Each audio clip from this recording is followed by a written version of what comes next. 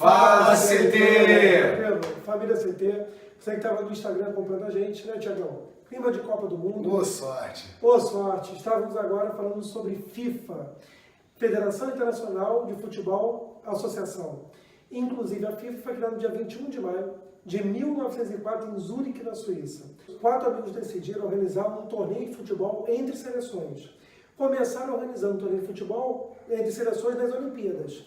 Em 24 e 28 nós tivemos o Uruguai, né, campeão, por isso o apelido Celeste Olímpica, né, para a seleção do Uruguai.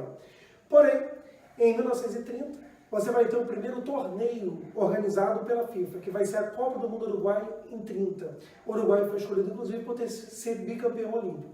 Galera, olha só, se inscreve aqui, hein? Não esquece, hein? E ativa o sininho para receber a notificação.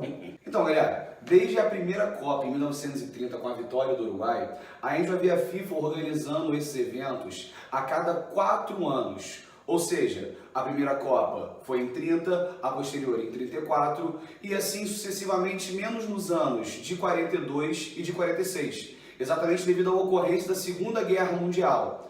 Só que quando chega a década de 70, primo, a parada fica um pouco mais glamourosa e grandiosa do que estava rolando até então. Como o Claudinho estava falando aqui pra gente agora, em 1970 a FIFA passa por uma grande modificação. A gente tem que lembrar também do crescimento que o futebol tem nesse período. Em 1970, Pelé se consolida como o maior gênio do futebol até então, e até hoje.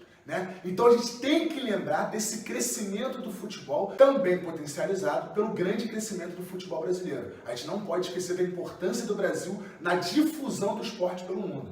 Até 1970, a FIFA tinha 14 funcionários. Gente, de 1904 até 1970, 14 funcionários. Para vocês terem uma noção, atualmente a FIFA passa de 200 funcionários.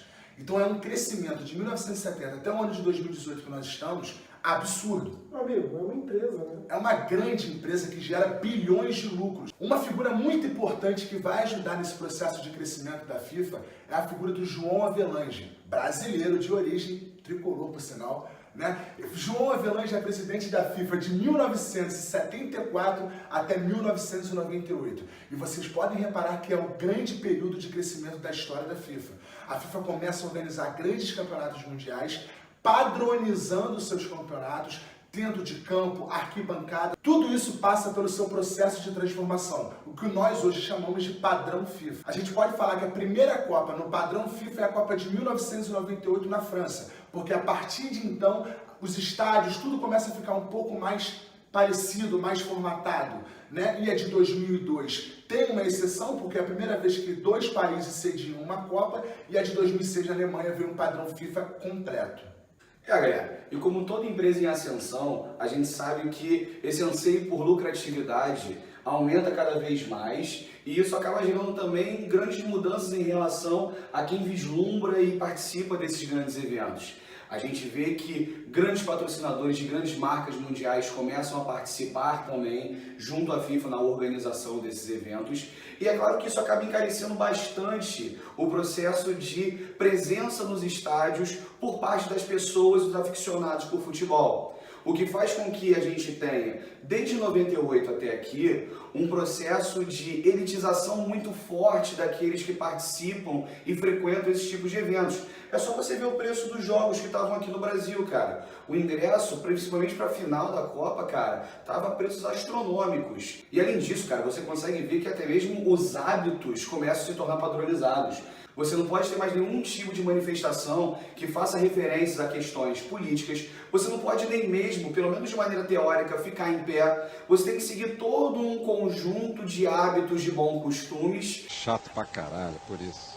Exatamente para fazer com que haja um processo de padronização das pessoas que estão ali assistindo o jogo. Ou seja, você não está vendo especificamente um jogo de futebol vibrando pelo seu time ou pela sua seleção.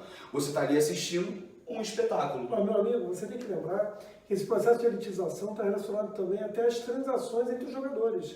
Transações cada vez mais milionárias, Então, o Neymar foi vendido por quase R$1 bilhão. Quer dizer, transações cada vez mais absurdas, Isso envolve também cada vez a maior procura pelo esporte. A gente tem que lembrar também que no processo de globalização, quanto maior a sua capacidade de gerar lucro, maior será o seu valor. Então, se um atleta é capaz de gerar lucro, seja por marketing, seja pelos seus resultados esportivos, ele irá valer muito mais do que está valendo. Então, o acréscimo dos valores das transações está relacionado a isso também. A gente não pode esquecer também, no caso do Neymar, por exemplo, a transação maior antes do Neymar tinha sido de 100 milhões de euros, que tinha sido do Gareth Bale para o Real, do Tottenham para o Real Madrid. O Neymar tem uma exceção, que é um grupo Qatar que compra o Neymar para jogar no PSG. Então a gente tem outras questões envolvidas. E por que esse grupo Qatar está querendo investir tanto dinheiro no PSG? A gente não pode esquecer do crescimento econômico que o Qatar vem tendo, né, por causa das exportações de petróleo e tudo mais. E a Copa de 2022 será sediada onde, Claudinho? Qatar. Puta que pariu, no Qatar. Então o marketing que o Neymar vai trazer para isso, ou até mesmo o Cristiano Ronaldo, como tem sido ventilado nessa janela de transação europeia, para jogar no PSG, vai trazer muito mais marketing para a Copa do Qatar. Foi? Pausa lá. Ficou bom essa porra, hein? Ficou, né? Então, CT, tudo que envolve muito dinheiro acaba envolvendo o quê? Escândalos de corrupção. Lavagem de dinheiro, transmissão de direitos de marketing, de propaganda, de imagem, tudo isso está envolvendo a FIFA desde 1991. Casos que estão envolvidos só a corrupção.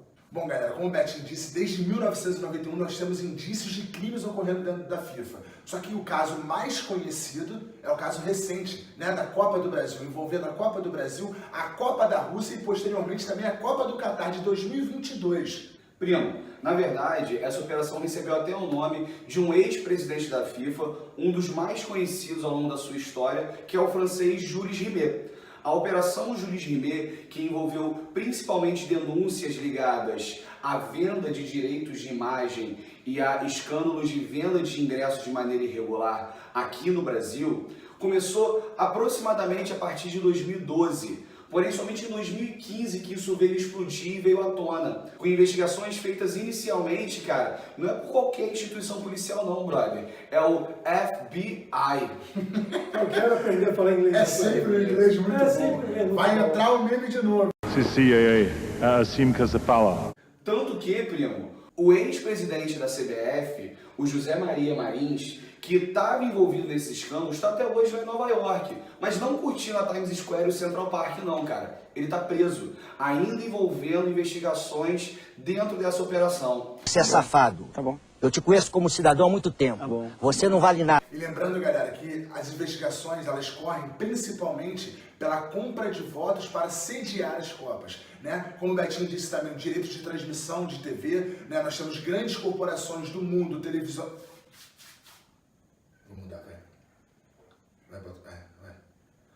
Nós temos grandes grupos... Deu curto. Vai. Nós temos grandes grupos midiáticos, né, que controlam os direitos de transmissão de TV, de rádio e tudo mais. Isso gera muito lucro. Por exemplo, o Grupo Globo, que detém os direitos aqui no Brasil, quantos bilhões de reais o Grupo Globo não está ganhando com essa transmissão? Vocês podem reparar, né, que por causa de todo o padrão FIFA, a Globo não pode colocar dentro das transmissões dos jogos da FIFA, patrocinadores próprios, como o Banco Itaú, como a Johnson & Johnson, ou qualquer outra marca que faça patrocínios dentro da programação normal da Globo. Então a Globo aproveita para quê? Para divulgar sua própria programação. Né? Eu acredito que todo mundo que tem assistido o jogo na Globo com o nosso querido Galvão Bueno, Puta que chato ninguém pra merece. caralho. É porque não queria, né? Ah, entendi. Vai que ele tá vendo nosso... Galvão, love you, man. É tetra! Assistindo aos Jogos do Brasil, vendo o Galvão falar de novela. Porra, o mais chato de todos, Luiz Roberto e Roger Flores. Puta que pariu! Roger Flores sabendo até o que vai acontecer na novela. Galera, falar de tudo isso, né? De quanto a FIFA consegue lucrar nos seus grandes torneios esportivos, a gente não pode esquecer do sistema capitalista. A procura maior por lucratividade. Isso levou a FIFA genialmente criar a FIFA Foundation. O que é a FIFA Foundation? É uma instituição de caridade. Atualmente em Zurich, na Suíça, em Zurique, desculpa, meu inglês de novo está saindo aqui, gente. Atualmente em Zurique, na Suíça, a FIFA está loteada como uma instituição de caridade. o que abate uma grandiosidade dos seus impostos. Primo, só para você ter uma noção, aqui no Brasil, a lucratividade chegou a um número estrondoso de 4 bilhões de dólares, cara. Ele falou bi, tá, gente? Ele falou bilhão. Só para deixar bem claro, a gente tá falando de milhão não, né, Claudinho? Milhão é pros fracos, né, cara? Milhão Betinho ganhando no aula, filho. Mais ou menos isso. Cara, então para você ver o tamanho da instituição que é a FIFA em si, ela é hoje em dia a segunda maior organização supranacional do mundo, cara.